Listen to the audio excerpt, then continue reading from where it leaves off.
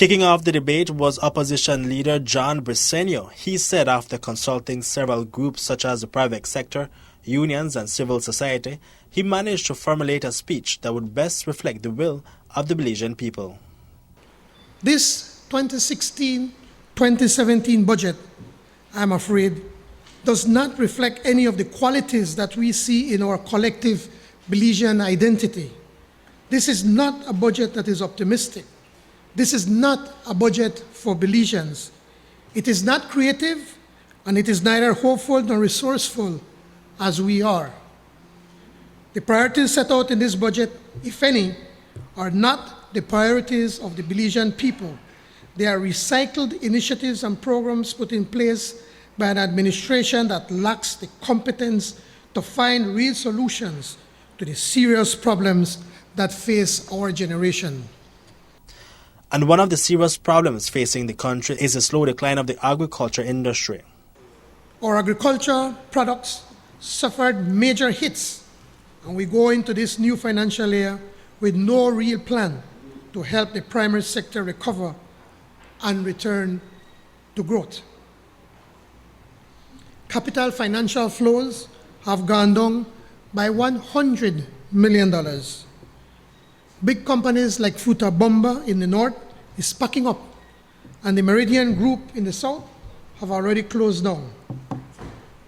And the oil is drying up. Well, Mr. Speaker, the chickens have come home to roost, and in 2016, as the soca song says, the party done. According to Briceno, this budget, quote, lacks the imagination one would expect from a new administration, end of quote. This budget will not make us safer. It will not provide those much needed jobs that will grow our economy. It will not encourage any new growth in the business sector. It will not expand education for young people who are out of school. And it is not reflecting the fairness we need if we are to lift up all Belizeans. That's because Petro-Caribe isn't rolling anymore, says Briceno. Indeed, after the tax increase on fuel levied on us just days before the budget speech, Belizeans listened to the Right Honorable Prime Minister's speech with fear, afraid that with Petro-Caribe money all but gone, that this government may be one paycheck away from bankruptcy. Everyone knew that the elections now behind us, this would be a year filled with pain and sorrow. But this year, according to the title of the 2016 budget, should be the year of stability in a time of change. Not so, Briceno says. The truth is that this 2016 budget is no celebration of stability. There is no boldness in this budget. The big picture here is that Belizeans want to take one lick in 2016. And when the step up on Superbond 2.0 comes next year, we will take an even bigger licking. In 2015, our economy grew by a meager 1.2%, well below the 2.5% that government projected, and well below the average world economic growth of 1.3%. Government overspent by more than $143 million.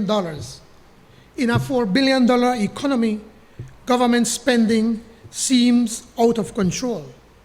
Government is spending 25 cents out of every dollar in our economy. At the end of 2015, we owed $2.35 billion. As everybody says, with a big B, a capital B. And we are going to borrow another $183 million this year. And according to the Right Honorable Prime Minister, we should end up at about $2.8 billion by this time next year. I will say more on this later.